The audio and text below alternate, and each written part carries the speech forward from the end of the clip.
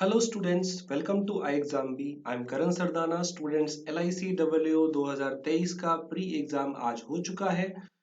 Pre exam start हो चुका है, शिफ्ट 1 ओवर हो गया है। आइए देखते हैं इसका एग्जाम एनालिसिस। सबसे पहले एग्जाम जो था वो इजी था, कुछ क्वेश्चन ही मॉडरेट लेवल के थे, ज्यादातर क्वेश्चन आसान थे। तो बात करते हैं कि पहले सीक्वेंस क्या रहा। पहले वहां पे रीजनिंग आया, फिर क्वांट आया, फिर इंग्लिश आया। आई होप आपको पता होगा कि यहाँ पे रीजनिंग और क्वांट में से ही आपकी कट ऑफ जाएगी। 35 70 क्वेश्चन में से कट ऑफ जाएगी। लास्ट टाइम जो कट ऑफ गई थी 2019 में, वो 58 गई थी जनरल कैटेगरी के लिए। अभी जो रीजनिंग है और क्वांट है, रीजनिंग ज्यादा आसान था। इसमें आराम से 30 के आसपास क्वेश्चन स्टूडेंट अटेम्प्ट कर पा रहे हैं। कईयों ने तो सारे क्वेश्चन कर लिए, but majorly 29-30 question students attempt कर पा रहे हैं। और क्वांट जो था उसके अंदर ज्यादातर क्वेश्चन आसान थे, कुछ क्वेश्चन को छोड़ के। अरिथमेटिक में कुछ क्वेश्चन के अंदर थोड़ा टाइम लग रहा था, वो मॉडरेट थे, 2-4 क्वेश्चन। अदरवाइज ओवरऑल यहाँ पे भी वो बच्चे 27, 28, 29 क्वेश्चन क्वांट में भी कर पा रहे हैं। So total good attempt quant reasoning में आउट ऑफ 70 यहाँ पे 60 के आसपास है।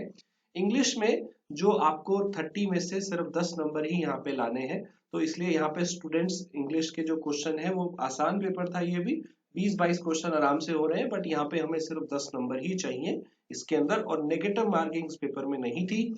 स्टूडेंट क्वांट की बात करते हैं, तो क्वांट में यहाँ पे DI के दो सेट आए, 10 क्वेश्चन। एक आपको लिटरेट और इलिटरेट वाला दिया हुआ था, और एक आपको यहाँ पे लाइन ग्राफ दिया हुआ था जिसमें कुछ डेटा आपको दिया हुआ था, सोल्ड और अनसेल्ड वाला। काफी आसान से क्वेश्चन यहाँ पे दिए गए थे। क्वाड्रेटिक यहाँ पे नहीं आई, नंबर सीरीज आई थी, रॉन्ग नंबर सीरीज यहाँ पे आई थी, 5 क्वेश्चन। अप्रोक्सीमेशन के 5 क्वेश्चन आए थे। ये काफी आसान सीरीज थी, दोनों की दोनों। सीरीज भी आसान थी और अप्रोक्सीमेशन भी आसान था।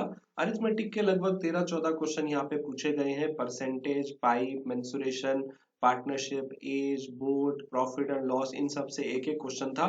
लगभग ये क्वेश्चन आए। 35 क्वेश्चन आपके क्वांट में थे, जिसमें से 30 के आसपास आराम से हो रहे थे। रीजनिंग और क्वांट में देखा जाए तो रीजनिंग ज्यादा आसान था। पजल्स यहाँ पे 4 पूछे गए, और लगभग यहाँ पे जो क्वेश्चन है वो 18 से 19 क्वेश्चन जो है यहाँ पे पूछे गए हैं।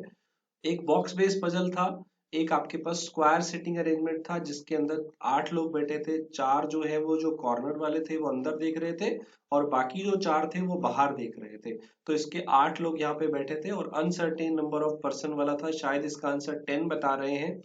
डिपार्टमेंट बेस्ड भी एक पजल था। तो टोटल यहाँ पे लगभग 5 क्वेश्चन हर पजल से हैं। 18-19 क्वेश्चन इनसे बनते हैं। डायरेक्शन के 2 से 3 क्वेश्चन आए, सिलॉक्स के 3 से 4 क्वेश्चन आए, ओनली ए फ्यू वाले ही क्वेश्चन आए। रीजनिंग सबसे आसान लगा, इनइक्वालिटी नहीं पूछी गई। ब्लड रिलेशन के 1 से 2 क्वेश्चन आए, और बाकी मिसलेनियस जो आपका एक वर्ड वाला और जो पेयर वाला क्वेश्चन आता है।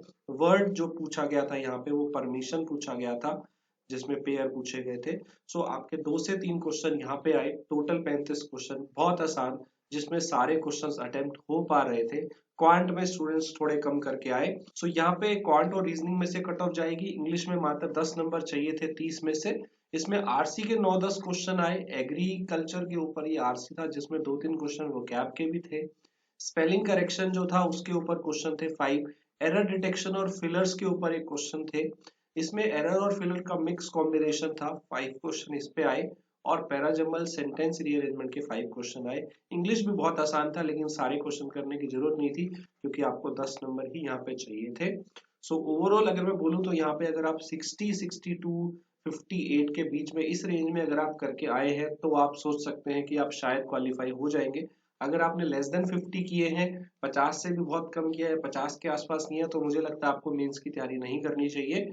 आप आगे और जो एग्जाम आ रहे हैं उनकी तैयारी करिए। और जिन्होंने लगभग 60 के आसपास किए हैं, 58 टू 62 के बीच में, और करेक्ट किए हैं, तो वो लोग आगे आगे मेंस की तैयारी कर सकते हैं। हमारे मेंस के मॉक टेस्ट बिल्कुल फ्री ऑफ कॉस्ट है, और अगली शिफ्ट वालों के लिए बहुत बेस्ट ऑफ लक। अच्छे से आप पेपर दीजिएगा, पेपर बहुत आसान है, सारे क्वेश्चन करने का ट्राई करिएगा।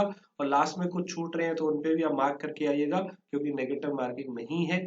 और स्टूडेंट, आपका एग्जाम कैसा गया जिन्होंने दिया, आप अपने क्वेश्चन जरूर शेयर करिएगा जो भी आपको याद आ रहे हैं, और हम लोग इसका मेमोरी बेस्ड पेपर जल्दी बनाएंगे। All the best students. And जिनका प्री हो गया है, अब आपको मेंस की तैयारी करनी है। अगर आपने 58, 60, 62 के आसपास किए हैं, तो फिर आपको मेंस की तैयारी ज्यादा करनी चाहिए और मेंस में इंश्योरेंस, फाइनेंशियल अवेयरनेस, जीए और डिस्क्रिप्टिव इंग्लिश बहुत ज्यादा इंपॉर्टेंट है। अगर आपका मैथ और रीजनिंग बहुत अच्छा है तो आप हमारे सिर्फ इस स्पेशल कोर्स को ले सकते हैं जिसमें आपका GA, insurance, financial market, descriptive English cover होता है। इसमें आपको 7 मॉक टेस्ट मेंस के मिलेंगे, 5 डिस्क्रिप्टिव टेस्ट मिलेंगे, पर्सनलाइज फीडबैक मिलेगा। इंश्योरेंस और फाइनेंशियल सेक्टर जो पिछले 6 महीने में था वो पूरा करवाया जाता है इसमें पीडीएफ के थ्रू, वीडियोस के थ्रू। एंड लगातार लाइव क्लासेस भी चलेंगी, स्टैटिक पार्ट भी कराया जाएगा और बीपीडिया करंट अफेयर्स के monthly, daily, weekly videos, PDF test आपको यहाँ सब मिलता है। ये सेक्शन ज्यादा इंपॉर्टेंट है। और अगर आपने मैथ रीजनिंग भी करना है तो आप हमारा फुल कोर्स, क्रैश कोर्स भी ले सकते हैं, वो भी ऑप्शन अवेलेबल है। तो all the very best next shift वालों के लिए भी और मेंस के लिए। प्लीज अपने जो स्कोर है, आपने कितना किया, कौन से क्वेश्चन आपको याद आ रहे हैं, वो जरूर शेयर करिएगा। Thank you.